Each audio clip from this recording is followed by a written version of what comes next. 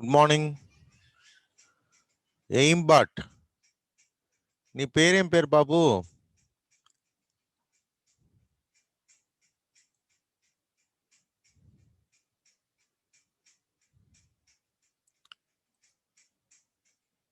Hello,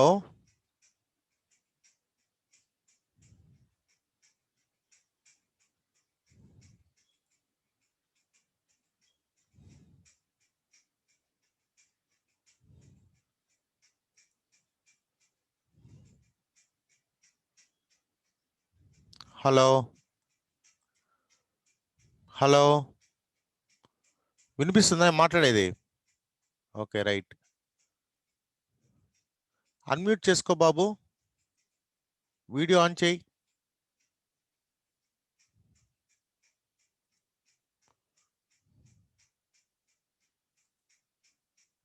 hello,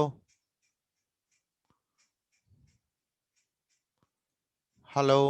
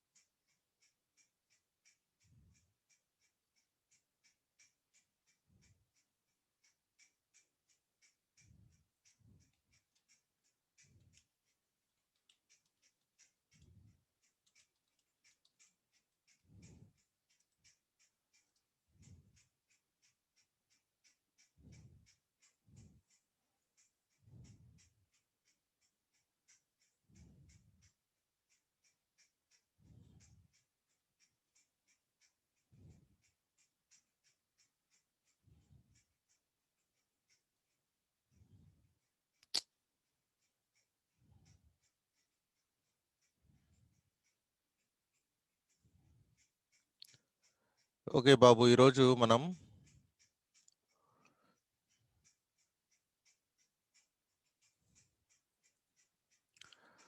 report writing చెప్దాం అనుకున్నాం కదా. యాక్చువల్గా స్టార్ట్ చేసాము లాస్ట్ వీక్. మీకు ఈరోజు నుంచి కూడా instead of Sunday, Monday, Tuesday I will be taking Wednesday, Thursday, Friday and Saturday. Okay, last 3 days classes తీసుకుంటారు మీకు. సో ఇక మనకు ఒక చాప్టర్ ఉంది. చాప్టర్ కొద్దిగా స్టార్ట్ చేశాను కానీ, and I will start afresh. మళ్ళీ కొత్తగా ఈరోజు స్టార్ట్ చేస్తాను. Before that I want to play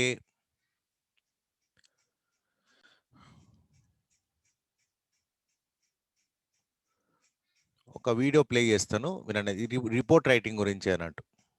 okay, కనిపిస్తుందా మీకు? ఇది స్క్రీన్ కనిపిస్తుందా? Business report. ఓకే, మనము ఈరోజు బిజినెస్ రిపోర్ట్ రైటింగ్లో చదువుకోబోతున్నాం. సో దీంట్లో 2 రకాలన్నీ ఆల్రెడీ చెప్పుకున్నాం: business report, official report. So business report definition ఒకసారి చూద్దాం, చూడండి.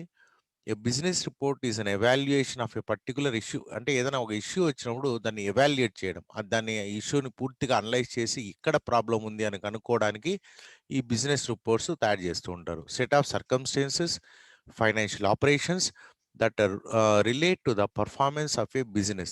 It is written when you need objective information on something and the company wants to make an important decision. So ఒక decision తీసుకునే ముందు ఇటువంటి రిపోర్ట్స్ అనేవి తయారు చేస్తూ ఉంటారు. అఫీషియల్ రిపోర్ట్స్ అంటే ఇది గవర్నమెంట్ ఒక కమిటీ వేస్తుంది, రిపోర్ట్ తయారు చేపిస్తారంట. A formal report is an official report that contains detail information, research and data needed for a particular purpose. So అది కూడా ఇది కూడా లాస్ట్కి ఏమంటే డెసిషన్ మేకింగ్ అన్నట్టు. ఒక డెసిషన్ తీసుకునే ముందు మొత్తం ప్రతి ఒక్కటి స్టడీ చేయడం కోసమని ఒక రిపోర్ట్ అనేది మనం గవర్నమెంట్కి సబ్మిట్ చేస్తారన్నట్టు. వాళ్ళు ఒక కమిటీని తయారు చేసే వాళ్ళకి ఒక కమిటీని వేస్తారు. అది బిజినెస్ అయినా కావచ్చు, official. The purpose is same. The purpose is same. So మనం క్లాస్ స్టార్ట్ చేసే ముందు ఈ వీడియో ఒకసారి మీరు జాగ్రత్తగా వినండి, and then will go ahead. Very good morning, students. Welcome to all of you to this class. Today we are going to read report writing, particularly business report and official report we are going to discuss. But before teaching you business or official report, let me speak you something regarding the report. What is report? Report is just like written data, written information. We do keep it for future use. And when it is being written, when we have to take some necessary decision or we want to do something in particular, and beforehand we need to know regarding those products or in a particular incident, particular topic, at that time we can write down a report. So business report and official report. Look, I have written the definition. A business report is an evaluation of a particular issue, set of circumstances, financial operation that relate to the performance of a business. It is written when you need objective information on something and the company wants to make an important decision. Okay, so business report is particularly written when we need objective information on something. Okay, take the example. Suppose you are going to learn something new into the market, but beforehand you don't have any information on that one. So what you want to do? You want to know what is the reaction of people, so that you can match to the reaction, means you can match to the necessity of people. Got it?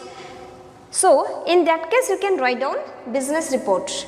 An official report, any formal report is known as your official report. There is no specific difference in between business and official. To some extent formats are same, only little bit changes are there. In official report also, you also can write down official to official, personal to official is also possible. Whenever you are writing down an FIR, that is also first information report. The format is official report writing, but that one is personal to official. And whenever you are writing down official report or business report, you need to write on your complete designation, because you are having some authority, and as you are in that authority, that's why you are writing down the report. That's why your designation is highly important. Understood it? So this is the basic difference in between business report and official report. To some extent the formats are just like your formal letter writing, application writing. So no more differences are there. Business reports are being mentioned or it is being written for the business purpose only, but official reports are being written for some official work. Okay, suppose some accident has taken place and the higher authority wants to take a report, that is your official report. Suppose you are working in a company and the company is going to do something, for that he wanted a report on some issue or on the public reaction, that is your official report. The difference is not too much big, easily you can understand. Okay, but to understand properly I will write down two reports. So one is your business report, another one is your official report. So you have to watch that one properly. Okay.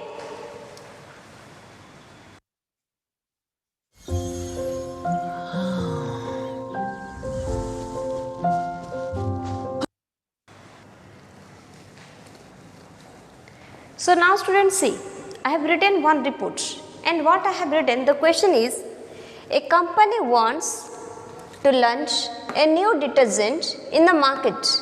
You are asked to make a survey and submit a report to the company on the feasibility of the product. Write the report. Okay. So there is a company, whatever it is. So the company, they want to launch a new type of detergent in the market. And what are you? You are having a marketing agency. You are doing the market survey. You are submitting report to the companies. Understood now? So two groups are there. Two parties are there. One party going to is a company. Another party is the MD of a marketing company. Clear? So the company who is going to launch a new detergent is asking you to do the market survey, because he is going to launch a new detergent in the market.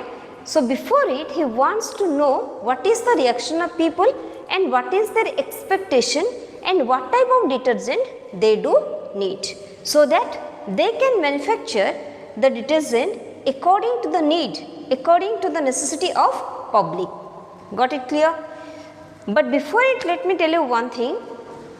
You are having the marketing agency. You are not going to do the market survey by yourself. You have to, means the person, the company who is going to launch, they have to send you a letter. Then only will do. Means there is something, means official request is there, then only will do. So here 2 dates are being mentioned. Okay. Now let me speak. Here look, from, this is you. You are sending it from the director, Quality Marketing Agency, Bhubaneswar, means this is you. Okay.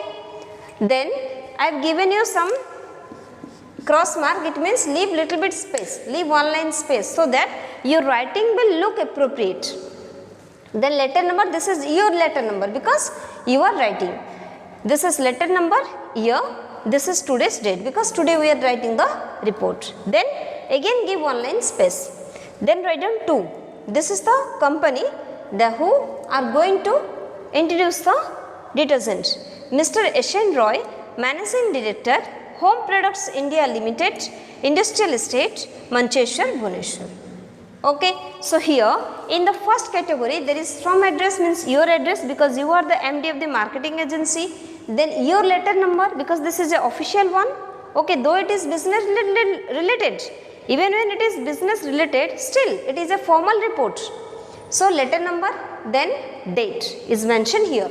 Then give little bit space. Then to, then to whom you are going to write down the report. His address is mentioned here. Got it clear? Then look, RE. RE means regarding or subject. You also can write down subject. SUB also you can write down. But in report, RE is little bit stylish. Market survey of the feasibility of launching new detergent. This is the topic. That why you are writing this report. Sir, as requested by you, write letter number. Now see, here I have put a letter number and another date. It means what? That letter number date is not same as this one because this is the letter number of this person. This person send you a letter beforehand, then only you did carry the market survey. So when this person send you the letter, this letter number is belonging to this person. Okay. So letter number and date it. We have carried out a market survey to test the public acceptance of the new detergent which your company plans to manufacture. Okay. This is, you have written what you are going to do. So here I have given this mark. Here you need to write down reaction of people, reaction, need of people, your view. This one you have to write down in 2 paragraphs. Write it down in 2 paragraphs. If I write down space is not sufficient, I will send you the PDF. Okay. So reaction, then need of people, and what is your own view. Then write down your sincerely, your name, director, Quality Marketing Agency. Okay. This is the complete format of a business report. Official report is also same. No changes are there. Only when you are writing down personal to official. Okay. Just like your FIR. Okay. In that case, there is no need to write down the letter number because that is not official. Official letter is not mentioned. Okay. But if it is official to personal, some official one is sending, that one will be your formal letter. Okay. Just like application. So in personal to official only, don't write down the letter number, otherwise all the formats are same. No need to change anything. Okay. Any doubt, you just give me a call and ask. Thank you. Have a nice time.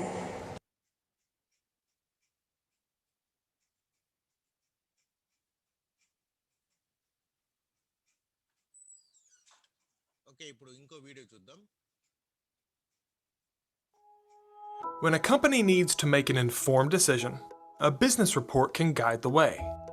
These documents use facts and research to study data, analyze performance, and provide recommendations for the future.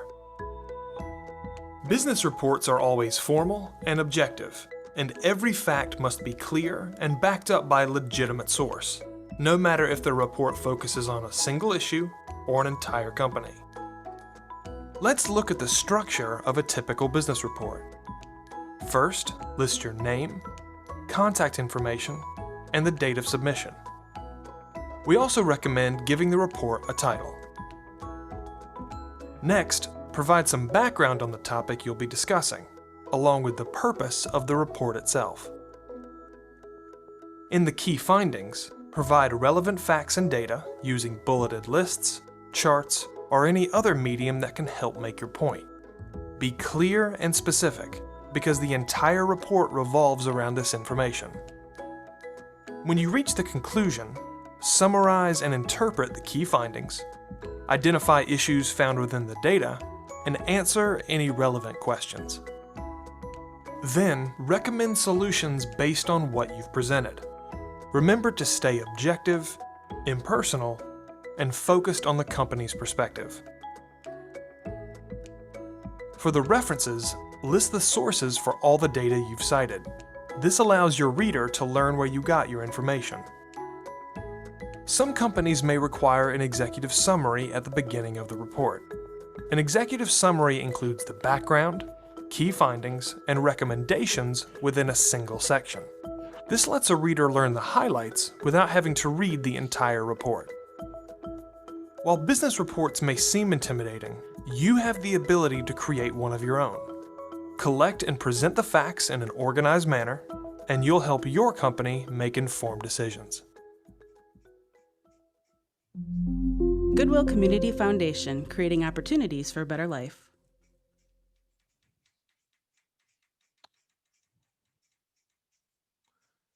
Okay. Right.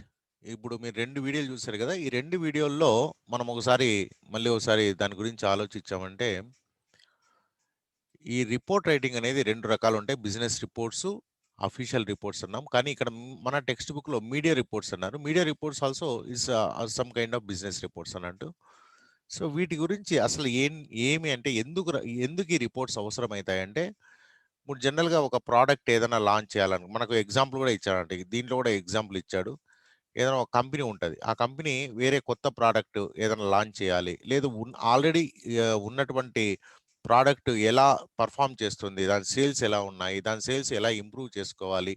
ఇవన్నీ తెలుసుకోవాలనుకుంటే మొత్తం marketing research చేస్తారన్నట్టు. Okay. మొత్తము కొంతమంది ఒక్కో ఊర్లో కొంతమందిని తీసుకొని survey చేస్తారు. ఇప్పుడు ఈవెన్ ఓటు ఇది ఎలక్షన్ అప్పుడు కూడా మనకు సర్వే రిపోర్ట్స్ వస్తూ ఉంటాయి. పోయి మీరెవరికి ఓటేస్తారని ఒక్కో ఊర్లో కొంతమందిని తీసుకొని సర్వే రిపోర్ట్స్ తీసుకొని ఈసారి ఈ ఈ పార్టీ గెలిచే అవకాశం ఉంది అని చెప్తూ ఉంటారన్నట్టు. ఓకే. దీన్నే సర్వే రిపోర్ట్స్ అని అంటారు. మీరు పేపర్‌లో కూడా వినే ఉంటారు. ఓకే. ఇప్పుడు హుజూరాబాద్ ఎన్నికలప్పుడు ఆల్మోస్ట్ అన్ని పార్టీలు వాళ్ళ రిపోర్ట్స్ అన్నీ తయారు చేసుకుంటారు. రిపోర్ట్స్ తయారు చేసి వాళ్ళకున్న లూప్ హోల్స్ ఏమున్నాయి? ఇంకా ఓటు పెంచుకోవాలంటే ఏం చేయాలి? ఇవన్నీ చేస్తూ ఉంటారు. మనం పేపర్‌లో వింటాం. టీఆర్ఎస్ పార్టీ ఆల్రెడీ రిపోర్ట్స్ తెప్పించుకుంది. మా పార్టీనే గెలిచే అవకాశాలున్నాయని వాళ్ళు చెప్తూ ఉంటారన్నట్టు. ఇంకా అయితే మొత్తం అంతా రిపోర్ట్స్ అన్నీ మనకు బయట పెట్టరు. ఓకే. వాళ్ళకి తెలుసన్నట్టు. దాంట్లో కరెక్ట్ రిపోర్ట్స్ ఉంటాయి. ఎక్కడెక్కడ ప్రాబ్లమ్ ఉందనిందే, ఎక్కడెక్కడ ఏ ఊర్లో మనకు తక్కువ ఓట్లొస్తున్నాయి, ఏ ఊర్లో ఎక్కువ ఓట్లొస్తున్నాయి. సో, తక్కువ ఓట్లొచ్చే ఊర్లో మనం ఏం చేస్తే వాళ్ళనంతా మన వైపు తిప్పుకోవచ్చు. దాన్ని బేస్ చేసుకొని వాళ్ళు next okay. Action of plan అనేది తయారు చేసుకొని గెలవడానికి ప్రయత్నం చేస్తుంటారు. ఇది ఎలక్షన్ సంబంధించింది. అలాగే గవర్నమెంటు ఇప్పుడు ఏదన్నా ఒక డెసిషన్ తీసుకోవాలి. ఫర్ ఎగ్జాంపుల్ అన్‌ఎంప్లాయీస్‌కి అందరికి కూడా ఆహ్, ఒక సమ్ కైండ్ ఆఫ్ స్టైఫండ్ లాగా ఓకే. అన్‌ఎంప్లాయీస్‌కి డబ్బులియ్యాలి అనుకుంటదన్నట్టు. ఓకే. డబ్బులియ్యాలంటే మరి గవర్నమెంట్ దగ్గర డబ్బులున్నాయా? ఉంటే దానికి ఎంత కేటాయించొచ్చు? ఇదంతా కూడా ఒక ఫైనాన్షియల్ రిపోర్ట్ ఒకటి తయారు చేస్తారన్నట్టు. ఓకే. మనము నెలకింత ఇవ్వచ్చు. ఎవరికి ఇయ్యాలి? ఓకే. 10థ్ క్లాస్ పాస్ అయినోళ్ళకి ఇయ్యాలనా? ఇంటర్ పాస్ అయినోళ్ళకి ఇయ్యాలనా? డిగ్రీ పాస్ అయినోళ్ళకి ఇయ్యాలనా? ఎంత ఏజ్ వరకు ఇయ్యాలా? ఇవన్నీ కూడా డెసిషన్స్ అన్నీ ఎలా తీసుకుంటారంటే ఒక ఫ్యాక్ట్స్ అన్నట్టు. Facts and figures. ఓకే. మన దగ్గర ఎంత డబ్బుంది? గవర్నమెంట్ దగ్గర ఎంత డబ్బుంది? ఎంత డబ్బు వాళ్ళకి ఇవ్వవచ్చు? మరి అలా ఇయ్యాలంటే తక్కువ మందికి ఇయ్యాలన్నప్పుడు ఎవరికి ఇయ్యాలి? ఇదంతా కూడా ఒక ఫైనాన్షియల్ రిపోర్ట్ తయారైతదన్నట్టు. అలాగే మొన్న పీఆర్‌సీ అనేది మీరు వినే ఉంటారు. పేపర్‌లో ఈ మధ్య బాగా వస్తుందన్నట్టు. ఓకే. పే రివిజన్ కమిషన్ అనేది. ఈ పే రివిజన్ కమిషన్ వల్ల కూడా ఆల్మోస్ట్ 2 ఇయర్స్, 3 ఇయర్స్ ముందు అది ఎస్టాబ్లిష్ అయింది. 3 ఇయర్స్ తర్వాత వాళ్ళు రిపోర్ట్ సబ్మిట్ చేయడం జరిగిందన్నట్టు. ఇట్లా ఏదైనా సరే ఇప్పుడు ఒక ప్రాజెక్ట్ ఏదైనా స్టార్ట్ చేయాలి. ఒక కొత్త ప్రాజెక్ట్ కట్టాలి. సో, మళ్ళీ వాళ్ళేం చేస్తారంటే ఒక ఇంజినీర్స్‌ని ఒక కమిటీ వేసి మనం ఈ ప్రాజెక్ట్ టేకప్ చేయాలనుకుంటున్నాం. ఎక్కడ టేకప్ చేయాలా? ఎంత ఖర్చవుతది? దీనివల్ల ఇంపాక్ట్ ఏముంటది? ఎన్ని ఊర్లు మునిగిపోతాయి? దీనిపైనంతా కూడా ఒక రిపోర్ట్ తయారు చేయమంటారన్నట్టు. సో, దాన్ని బేస్ చేసుకొని గవర్నమెంట్ డెసిషన్ అనేది తీసుకుంటారు. సో, గవర్నమెంట్ గాని లేదంటే ఒక కంపెనీ గాని, ఒక డెసిషన్ మేకింగ్ కోసం అని జెప్పి ఇటువంటి రిపోర్ట్‌లనేటివి తయారు చేపించుకుంటూ ఉంటది. ఆ రిపోర్ట్ బేస్ చేసుకొని వాళ్ళు డెసిషన్ అనేది తీసుకోవడానికి ఈజీ అయిపోతారంట. లేదంటే ఊరికే రాండమ్‌గా డెసిషన్ తీసుకుంటే ఆ తర్వాత చాలా తప్పులు జరిగే అవకాశం ఉంది. కాబట్టి ఈ రిపోర్ట్స్ అనేటివి చాలా చాలా ఇంపార్టెంట్ అయితూ ఉంటాయన్నట్టు. So, a report is a formal statement of facts written for a specific audience to meet specific needs. ఇది మనము డెఫినిషన్‌గా పెట్టుకోవచ్చన్నట్టు. ఓకే. రిపోర్ట్ అనేది ఏమంటే it's a formal statement of facts. Facts అనేటివి చాలా ఇంపార్టెంట్ ఇక్కడ. Written for a specific audience. కొంతమందికి ఎవరి కోసం ఫర్ ఎగ్జాంపుల్ ఒక కంపెనీ ఒక కొత్త ప్రొడక్ట్ తయారు చేయాలంటే ఆ ప్రొడక్ట్ ఆ కంపెనీ మేనేజర్‌కి రాస్తామన్నట్టు. Okay. To meet specific needs. దానికో స్పెసిఫిక్ ఆబ్జెక్టివ్స్ ఉంటాయన్నట్టు. దేనికోసం రాస్తున్నాం ఈ రిపోర్టు? ఎవరికి రాస్తున్నాము? ఇవన్నీ బేస్ చేసుకొని ఈ రిపోర్ట్స్ అనేవి తయారు చేస్తూ ఉంటారు. The word report comes from Latin word reportare. చూడండి ఇది రిపోర్టేర్ అనేటటువంటి లాటిన్ వర్డ్ నుంచి ఈ పదం అనేది వచ్చిందట. It is taken from Latin word reportare అంటే విచ్ మీన్స్ ఈ రిపోర్టేర్‌కి అర్థం ఏమిరా అంటే క్యారీ బ్యాక్. క్యారీ బ్యాక్ అంటే తీసుకోపోవడం. వెనక్కి తీసుకోపోవడం. అంటే వెనక ఆల్రెడీ బ్యాక్‌గ్రౌండ్ చెక్ చేయడం అన్నట్టు. Thus, a report is a description of an event or a situation based on facts to someone who was not present in the scene. So report అనేది ఏం చేస్తామంటే it is a description describe చేస్తారండు of an event కావచ్చు. Okay. ఒక function కావచ్చు లేదా ఏదైనా జరిగిండొచ్చు. దానిపైన రిపోర్ట్ తయారు చేస్తారు. ఫర్ ఎగ్జాంపుల్ ఏదైనా యాక్సిడెంట్ అయింది. యాక్సిడెంట్ అయినప్పుడు అది ఎలా జరిగింది ఏమనింది ఒక రిపోర్ట్ ఎఫ్ఐఆర్ తయారు చేస్తాం. దాంట్లో మొత్తం అంతా కూడా ఫస్ట్ ఇన్ఫర్మేషన్ రిపోర్ట్. అదే సిట్యుయేషన్ ఏదైనా జరిగినప్పుడు బేస్డ్ ఆన్ ఫ్యాక్ట్స్‌ని బేస్ చేసుకొని ఉండాలి.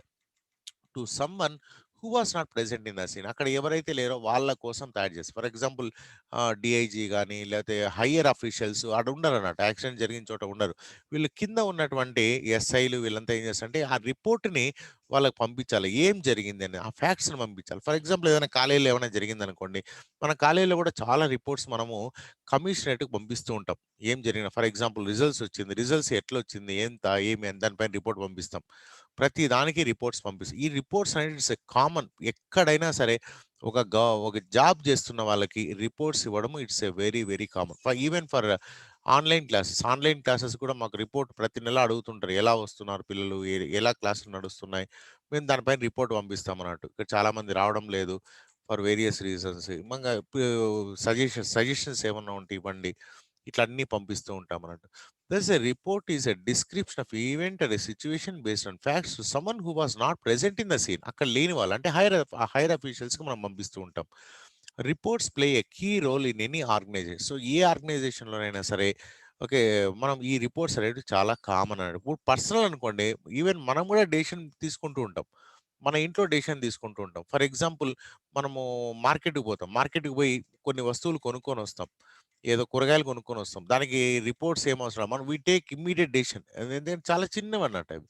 బట్ గవర్నమెంట్ ఒక డెసిషన్ తీసుకోవాలనుకున్నప్పుడు దే నీడ్ రిపోర్ట్. ఎందుకంటే దానికి గవర్నింగ్ ఏరియా చాలా పెద్దగుంది. ఫర్ ఎగ్జాంపుల్ తెలంగాణ అనుకోండి. తెలంగాణకు సంబంధించి ఒక డెసిషన్ తీసుకోవాలనుకున్నప్పుడు ఎక్కడ ఏముంది అవన్నీ కూడా స్టడీ చేసి లాస్ట్‌కి ఒక డెసిషన్ ఫర్ ఎగ్జాంపుల్ మొన్న మెడికల్ కాలేజీలు ఇచ్చారు. ఓన్లీ ఓహ్, ప్ర 9 కాలేజీలో, 10 కాలేజీలో ఇచ్చారు. కానీ గవర్నమెంట్ పాలసీ ఏమని చెప్తున్నారంటే, మొత్తం ప్రతి డిస్ట్రిక్ట్‌కి ఒక మెడికల్ కాలేజీ చేస్తాము అని అంటున్నారు. అయితే ఇప్పుడు గవర్నమెంట్ దగ్గర డబ్బు లేకపోవడం వల్ల ప్రయారిటీ బేస్డ్ అన్నట్టు. కొన్ని డిస్ట్రిక్ట్స్‌కి first phase, maybe next year ఇంకొన్ని డిస్ట్రిక్ట్స్, మేబీ నెక్స్ట్ ఇయర్ ఇంకా కొన్ని డిస్ట్రిక్ట్స్, మేబీ వితిన్ 5 ఇయర్స్‌లో అన్ని డిస్ట్రిక్ట్స్‌లో ఒక మెడికల్ కాలేజ్ రావాలని ఒక డెసిషన్ తీసుకుందన్నట్టు. గవర్నమెంట్ దేన్ని బేస్ చేసుకొని డెసిషన్ తీసుకుంది? First financial report. అన్ని కాలేజీలు ఒకటేసారి స్టార్ట్ చేయాలంటే చాలా డబ్బు ఖర్చయితది. అంత డబ్బు గవర్నమెంట్ దగ్గర ఉండకపోవచ్చు. కాబట్టి ప్రయారిటీ. మరి ప్రయారిటీ బేస్డ్ ఎలా చేస్తారు అన్నప్పుడు మేబీ జనాభా గావచ్చు, ఎడ్యుకేషన్ లెవెల్స్ గావచ్చు, దాన్ని బేస్ చేసుకొని ఈ మెడికల్ కాలేజీలు ఇవన్నీ గూడా స్టార్ట్ చేయాలని డెసిషన్ తీసుకు సో, ఏ డెసిషన్ తీసుకోవాలన్నా గూడా ఈ reports play a major role. So reports play a key role in an organization. An engineer, a business executive, or a government official spends a large amount of time writing reports. So జనరల్‌గా ఒక engineer కావచ్చు, ఒక business executive కావచ్చు, government officers కావచ్చు, వీళ్ళందరూ కూడా చాలా reports ప్రతిరోజు రిపోర్ట్స్ తయారు చేస్తూనే ఉంటారు, పంపుతూనే ఉంటారు. And they become very very important. Governments or business organizations or industries take important decisions based on the information presented or recommendations made in reports. ఇంకా రిపోర్ట్స్లో ఏముంటాయంటే ముఖ్యంగా ఫ్యాక్ట్స్ ఉంటాయి. ఫస్ట్ ఫ్యాక్ట్స్ ఉంటాయి.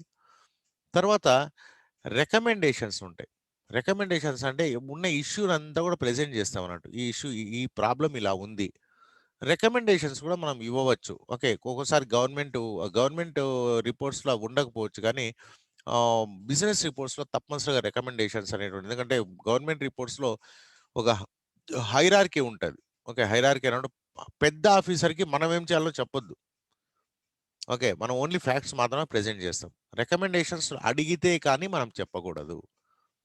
అడగకుండా మనం చెప్పినా నువ్వెవరు అయి చెప్పడానికి అని అంటూ ఉంటారన్నమాట. కాబట్టి అవన్నీ కొన్ని అందుకే అన్నాడు కొద్దిగా ఈ గవర్నమెంట్ రిపోర్ట్స్ తర్వాత బిజినెస్ రిపోర్ట్స్ కొంత తేడా అనేది ఉంటదన్నట్టు. Next one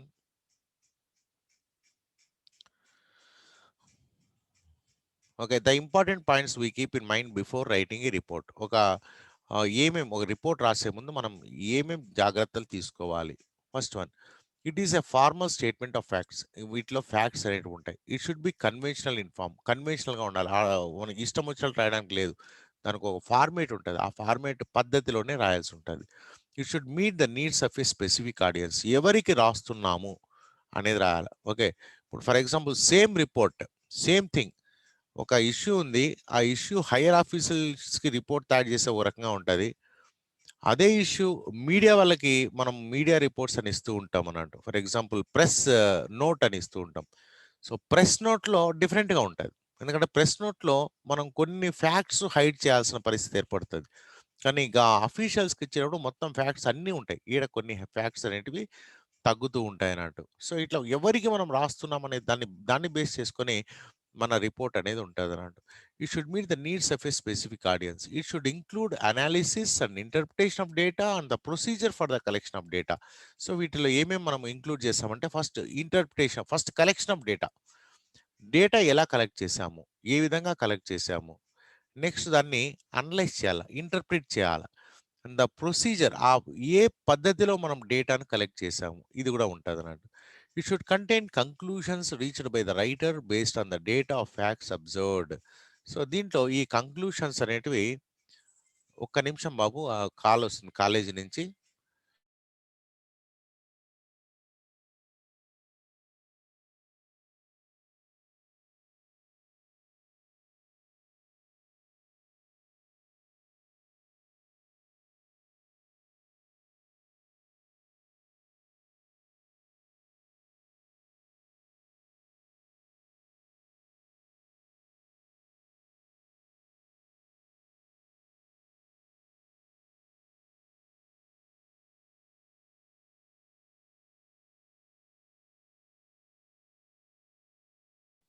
okay. Sorry for the inconvenience. You should contain conclusions reached by the writer based on the data or facts observed. ఆ తర్వాత ఈ డేటా ఫ్యాక్ట్స్ బేస్ చేసుకొని what conclusions the writer has made. ఏ కంక్లూషన్స్‌కి వచ్చారు అంటే అది కూడా రాయాల్సి ఉంటది. Then it may include suggestions and recommendations. So, ఈ క కంక్లూషన్స్‌తో పాటు సజెషన్స్, రికమెండేషన్స్ మే ఇంక్లూడ్ అన్నాడు. మే అంటే ఉండొచ్చు, ఉండకపోవచ్చు. And this is not compulsory. But conclusions మాత్రము మనం చేయొచ్చు అన్నట్టు. సో, సజెషన్స్, రికమెండేషన్స్ కూడా దీంట్లో ఉంటాయి అన్నట్టు. ఓకే. అండ్ నెక్స్ట్ వన్ ఇవన్నీ మనము లాస్ట్ క్లాస్‌లో చెప్పాము.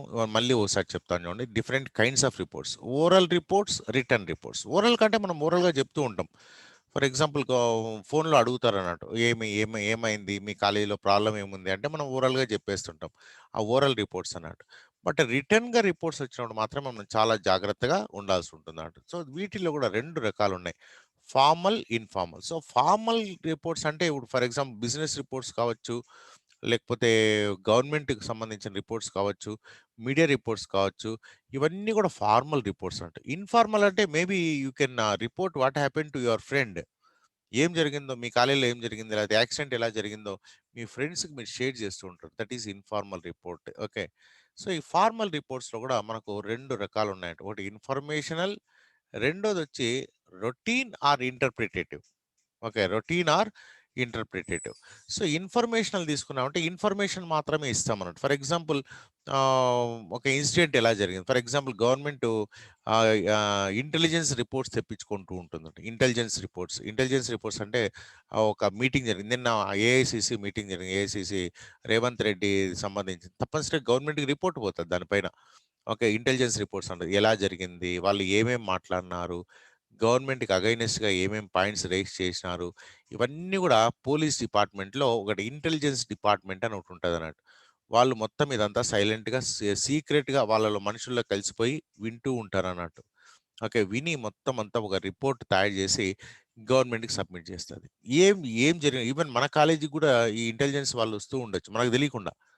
తెలియకుండా వచ్చి మనల్ని గమనిస్తూ ఉండొచ్చు. అవి గవర్నమెంట్‌కి రిపోర్ట్స్ పంపిస్తూ ఉండొచ్చు. ఓకే. ఇవన్నీ చాలా కామన్‌గా జరుగుతాయి. ఇది ఇన్ఫర్మేషన్ అంటే ఇన్ఫర్మేషన్ మాత్రమే ఇస్తుంటుందన్నట్టు.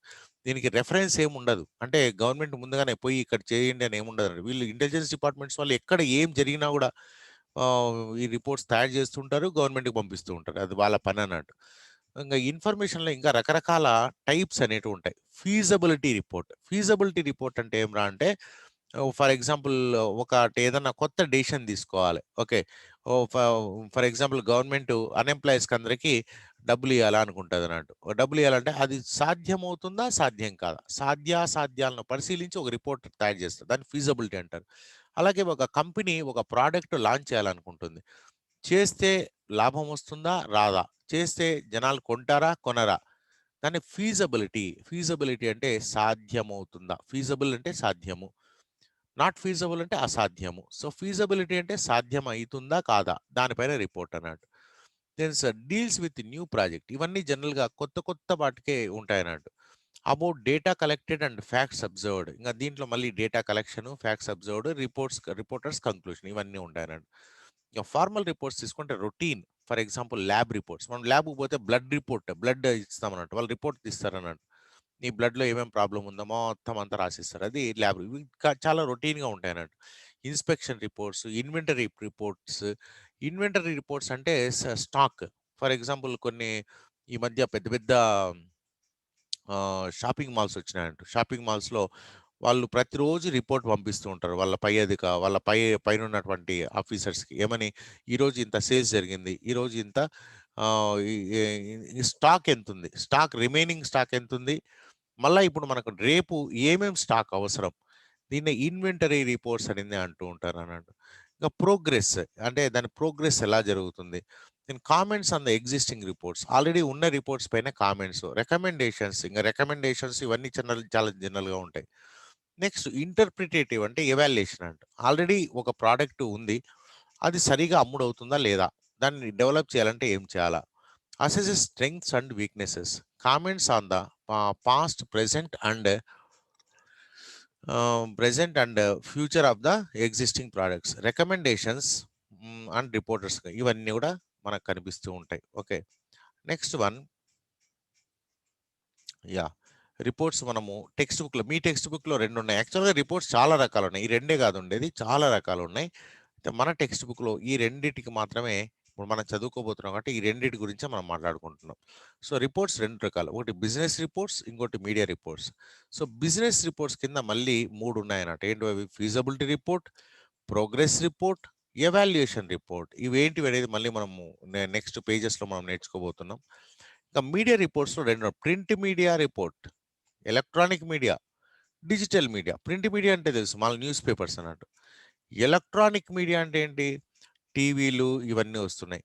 డిజిటల్ మీడియా అంటే ఇప్పుడు మొత్తం అంతా కూడా డిజిటల్ అయిపోయిందన్నట్టు. అంటే యూట్యూబ్ ఉంది. యూట్యూబ్ ఓ రకంగా డిజిటల్ మీడియా అవుతది. ఓకే. యూట్యూబ్ గానియండి, తర్వాత ట్విట్టర్ గానియండి, ఇవన్నీ కూడా డిజిటల్ మీడియా.